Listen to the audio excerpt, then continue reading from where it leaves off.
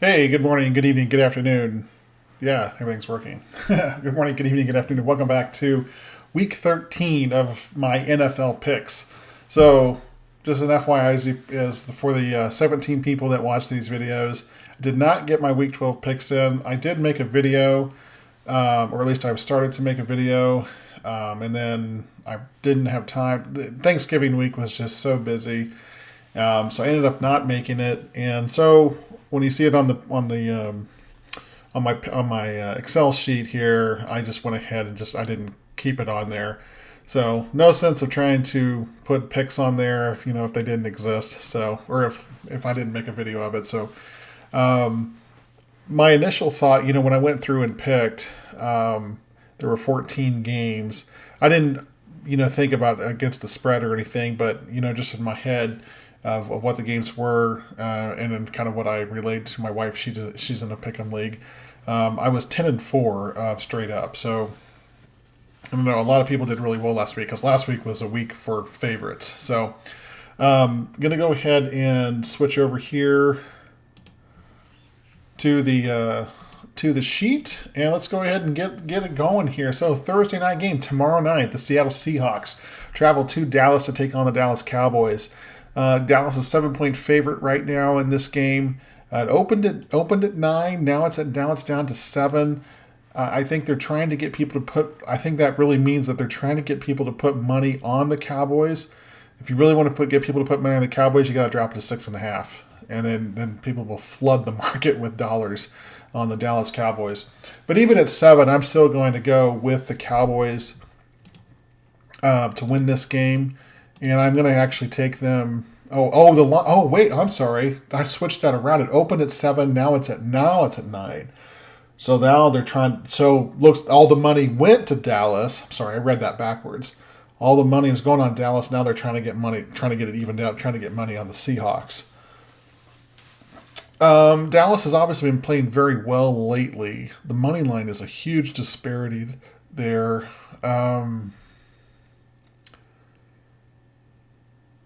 At 9 points, and Dallas is 8-3 against the spread here. I'm going to go ahead. I'm going to go ahead and take Dallas to cover the 9 points. I do think they win by 10 points or more, like 31-20, something along that, 31-14.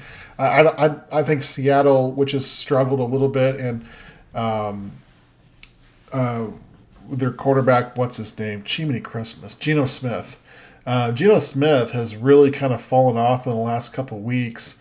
I say fallen off. I mean, he's kind of come back down to earth, and he's just an average ho-hum quarterback. And Dak Prescott is really playing like an MVP. He's definitely what I would put in the top 5 for MVP candidates. So, and I really do think the Cowboys are going to get this win, and I think it's going to be a fairly comfortable win as they move to 9-3.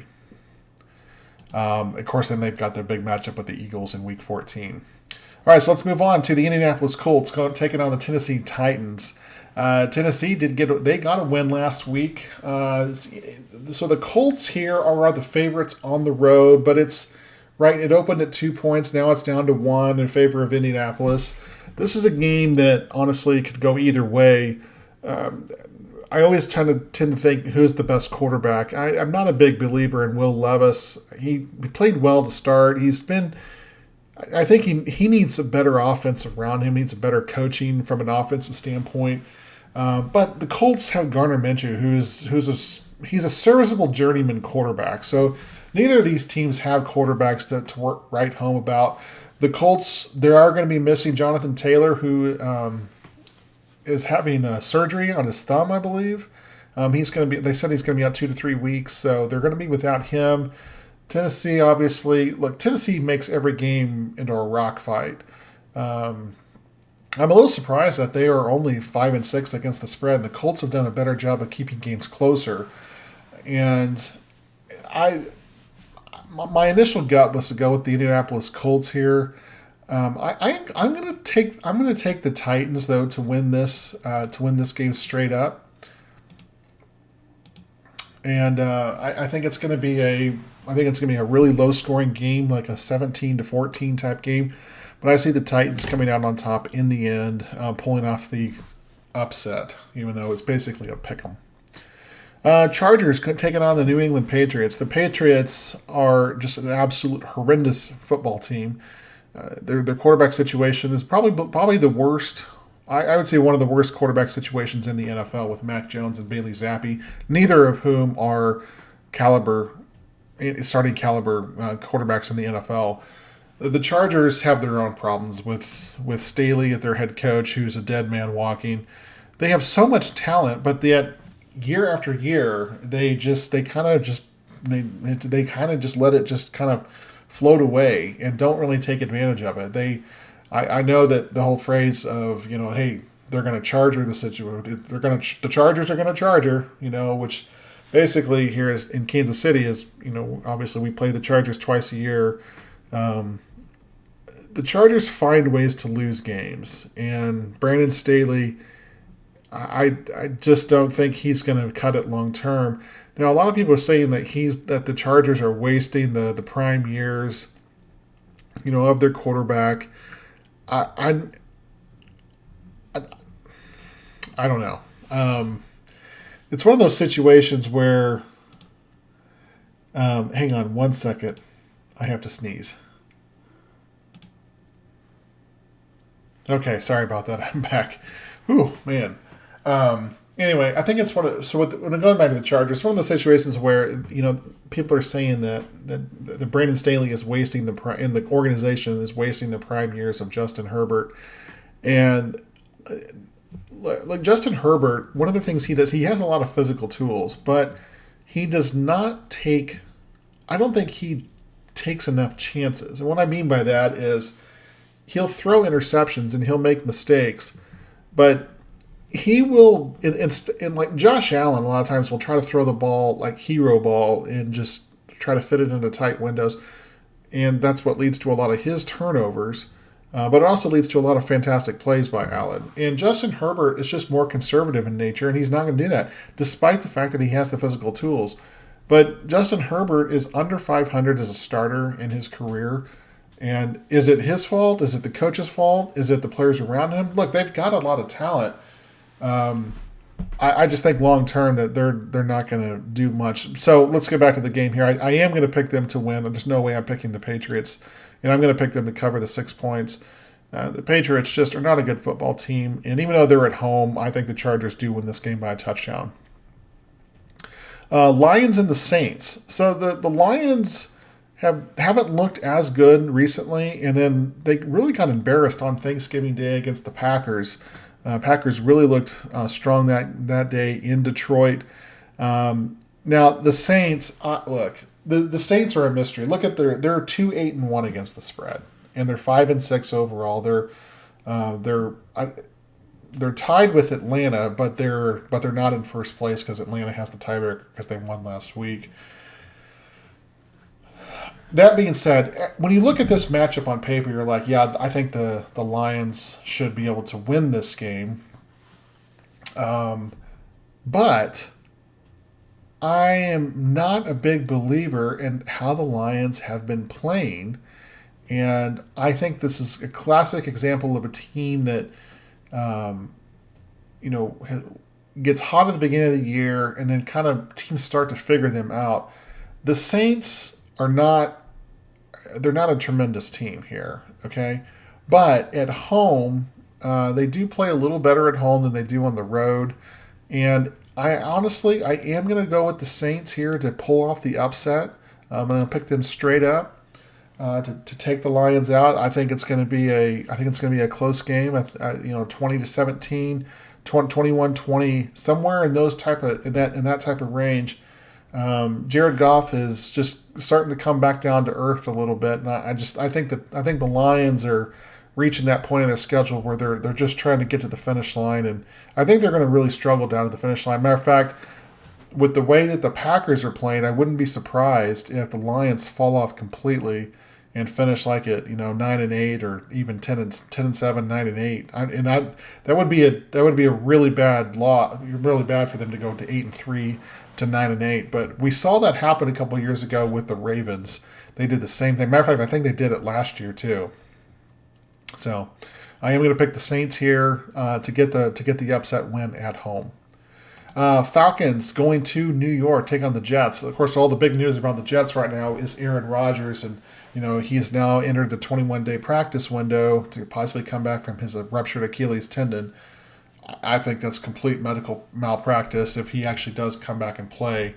That being said, there's no way I'm going to go with Zach Wilson, a Zach Wilson-led team. Is Zach Wilson even starting? Maybe he's got benched. I can't even remember. I can't keep track of the amount of times that Zach Wilson. No, it's going to be the other guy, the guy who is actually maybe the worst quarterback in NFL history. I can't remember. Tim Boyle, is that his name? I am going to go with the Falcons here to win, and I am going to take the Jets though to keep it close. So I do think it's going to be a field goal game. I think Atlanta wins by a field goal. So I'll pick the Jets to cover, but I am going to pick the Falcons to win up. I am going to pick the Falcons to win the game. Cardinals and Steelers. I'm not going to spend a ton of time here because Cardinals are a bad football team. Not even sure how they've won 2 games. They can beat the Cowboys, for goodness sake. 5.5 here. Yeah, I'm still going to. No, I'm going to pick the Cardinals to actually cover that 5.5 point number, but I am going to pick the Steelers to go straight up. Steelers cracked 400 yards of total offense for the first time in like 3.5 seasons. Definitely the first time. It immediately followed firing Matt Canada. So I've mentioned multiple times on this Pick'em segment that Matt Canada was really one of the things holding them back, and it looks like that came to fruition. Moving on to the Dolphins taking on the Commanders in Washington. Dolphins 9.5 point favorites here. Dolphins don't play particularly well on the road, but it is the Washington Commanders. They are only 4-8. They've got a scrappy quarterback, but I think in this game, unless I'd have to check the weather, and I don't have the weather up in front of me. Dolphins don't play as well when the weather is bad, but I don't think it's going to be terrible. It's pretty mild here in the Midwest. I can't imagine it's going to be that much different in Washington, D.C. this weekend. I am going to pick the Dolphins to win this game. Now 9.5 points. I'm going to go ahead and take the Commanders to cover that number. I think they keep it within a touchdown. So I'm going to pick the Dolphins to win, but I'm going to pick the Commanders to cover. Give me the 9.5 points there. Denver going to Houston to take on the Texans. So this is a matchup that's going to be very, very critical for seeding purposes in the AFC playoffs. That Denver has completely turned their season around, winning 5 games in a row. They started out 1-5. Now they've won 5 in a row. They beat some pretty good teams, including Kansas City during that stretch. Houston lost a heartbreaker last week to the Jaguars on a last second field goal. Denver, I don't think what Denver's doing is sustainable though. They have their turnover luck. When I say luck, their turnover margin is absolutely insane, and they're not winning these games by very much. Russell Wilson is having a pretty decent season, but Denver's offense still is not putting teams away. Their defense has played a lot better since giving up the 70 points to Miami in Week 3. But at some point, the turnovers are not, they're not going to be able to depend on those. And as a Chiefs fan, this is something that we dealt with countless times throughout the 90s when we had tremendous defenses that always took the ball away, lots of sacks. But all we could manage were field goals out of those drives a lot of times. And we just never, we won some games in the regular season, but when it came to playing the better teams in the playoffs, we just could never beat them because they didn't turn the ball over hardly at all. And we couldn't turn them over. And this is a case with the Broncos. At some point, now I know the Chiefs are one of the better teams this year and they turned it over 5 times against the Broncos. Look, you're going to have games like that. But I overall, when you that's kind of an outlier. So when you look at statistically, the Broncos, that turnover margin, that turnover luck is going to flip at some point. So when they have to play a game straight up without having to get a +3, +4 in the turnover margin, what are they going to do? Now, the Texans, CJ Stroud has been a little turnover prone in the last couple weeks.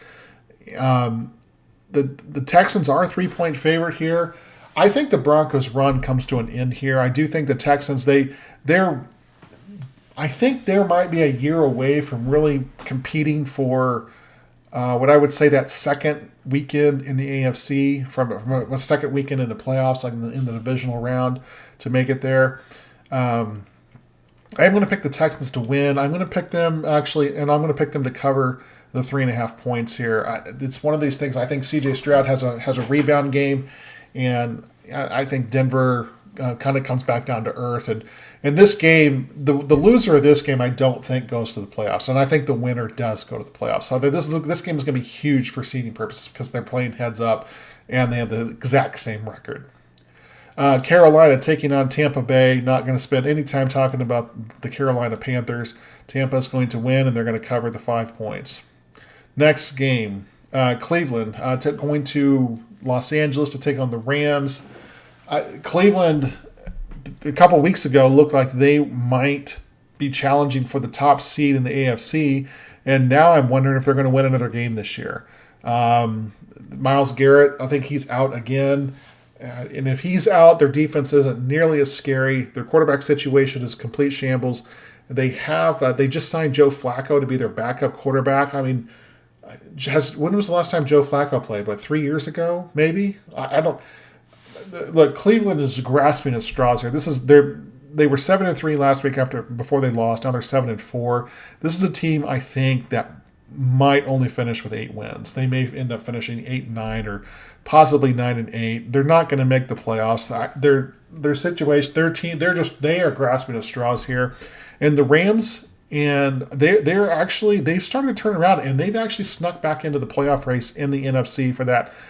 I say with the 7th spot, but if they keep winning and playing like they are, they might start rising up the ranks a little bit. So give me the Rams here, and I think that they win by more than I think they win by 4 points or more. Now the game of the week, the 49ers and the Eagles. So right now, this spread, the line opened with the Eagles as a 1-point favorite, and now it is the Niners -3. So the line has moved 4 points in the favor of the 49ers, and I don't understand why that is. I think it's incredibly disrespectful for the odds makers. I think it shows an incredible disrespect for the Eagles to put them as a home dog when they are clearly, if they're not the best team in the NFL, they're definitely one of the best, top 2 at least. But, I mean, they've earned the right. They've beaten all the other teams. They've beaten Kansas City. They've beaten Buffalo. They've beaten Dallas. Now they get to play Dallas again next week, so we'll get to see if they beat Dallas again next week. Who knows? But they got to play the 49ers. The 49ers are definitely one of the more complete teams in the NFL. And I think the 49ers have a lot of revenge. They've got a chip on their shoulder from that game last year in the NFC Championship game, where Brock Purdy and it seemed like every other quarterback that they had got hurt, and they ended up couldn't even throw the ball for most of the game. Brock Purdy actually came back in that game and couldn't throw. All he could do was hand off, and that was an unfortunate situation. And the 49ers have been crying about that game for a long time. But you know what? The Eagles do a lot of crying too. They cried about the Super Bowl for 9 months, and here we are, the two of the biggest crybaby teams in the league, facing off against each other. Sorry, Jason Kelsey. I mean, you do play for a crybaby team, even though you are not a crybaby yourself. What am I talking about? He's not watching this video. Jalen Hurts has played in the first half of the past couple games, he has been really, really poor, but he's turned it on in the last in the second half of each game and have done just enough to win.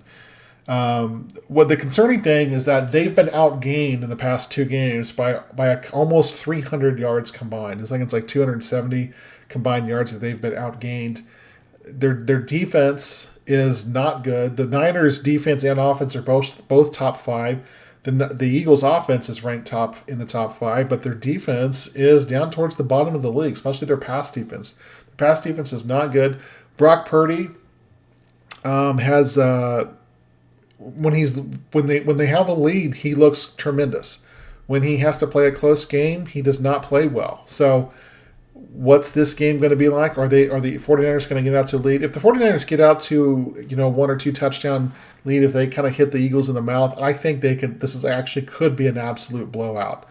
But the Eagles don't let teams blow them out because they're a professional, seasoned team, and they have professionals who know how to win, who know how to play. I think this is going to be a high-scoring game. The line is at 47.5 right now. I actually would probably take the over on that. It depends on. I say it depends on the weather. Heck, it was raining all last week in Philadelphia, and it was 37-34 was the final score with the Bills. So that was that definitely hit the over there.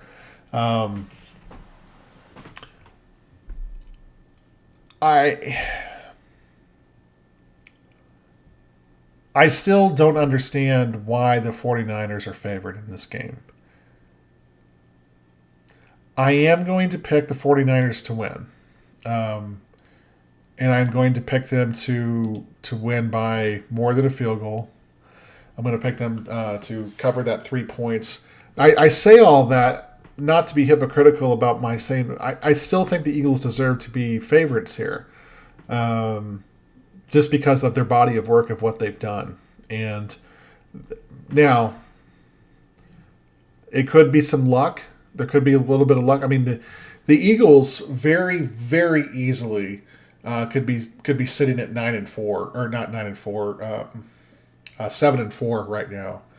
They definitely could have lost to the Cowboys. They were 18 inches away from losing the Cowboys. Against the Bills, if Josh Allen and Gabe Davis are on the same page on that pass in overtime, the Eagles don't even get the ball, and the Bills win on a walk-off touchdown. And if Marquez Valdes-Scantling would remember that he's a wide receiver, the Chiefs would have beat him previously in the week before last. So, and then there's countless other games that are very, very close that the Eagles have won. I do think they've been fortunate to get there. Now, you can't take it away from them. They have won these games, but I do think that they have not looked as impressive. They have a better record right now than they did a year ago at the same time, but I think last year they were a better, more complete team than they are now. I think part of it is because of their coaching. They lost their two coordinators to other teams, and I think it's one of those situations where they're still trying to find out who they are on both sides. But Jalen Hurts has made up for a lot of that. But I do think that the 49ers do come in, they go into Philadelphia and get the win here. And with Dallas having a very easy game, that game next week has tremendous implications for who wins the NFC East. Chiefs and the Packers on Sunday Night Football. Kansas City is a 6-point favorite. Opened at 7, now dropped down to 6. They're just begging people to put money on the Chiefs. With respect to Tom Grassi, who, of course, he picked the Packers to beat the Chiefs. I am taking the Chiefs here to win. I think it's going to be a comfortable win for the Chiefs. I think it's going to be the Chiefs, they finally did, crack 30 points for the third time this season. Last week, their offense looked much better as they simplified the wide receiver room, and they really only ran four wide receivers out there the entire game, and really only threw to two of them. They threw to Rashee Rice and Sky Moore. And Justin Watson and Marquez Valdes-Scantling were out there, but they only got 3 combined targets the whole game. Most of the targets went to tight ends and, Kelsey and Noah Gray, and then Rashee Rice and Sky Moore. And Sky Moore had 3 catches for like 38 yards, something like that, but he was at least productive on those drag routes. And that's what the Chiefs really need to do more of, is run these shallow crosses, run these drag routes, take advantage of the athleticism and the speed that these guys have, between the numbers, in the middle of the field, and let them pick up yards after catch. Rashee Rice is one of the best in the league at yards after catch. Get him in a position to do that, and Marquez Valdes-Scantling, for all his deficiencies with catching the football this year, he's actually a really good downfield blocker, very like Juju Smith-Schuster was last year for Kansas City. Definitely something where he can block downfield. I mean, his block was what sprung Rice to get into the end zone on his touchdown, on his 39-yard touchdown last week. So, Packers, obviously, they've turned it around a little bit. They're still incredibly disappointing. Jordan Love had a great game last week against the Lions on the road. They're going to have a lot of momentum, I think, in this game, and I think they're going to come out with passion and with fire. But the Chiefs' defense is so much better than the Lions' defense.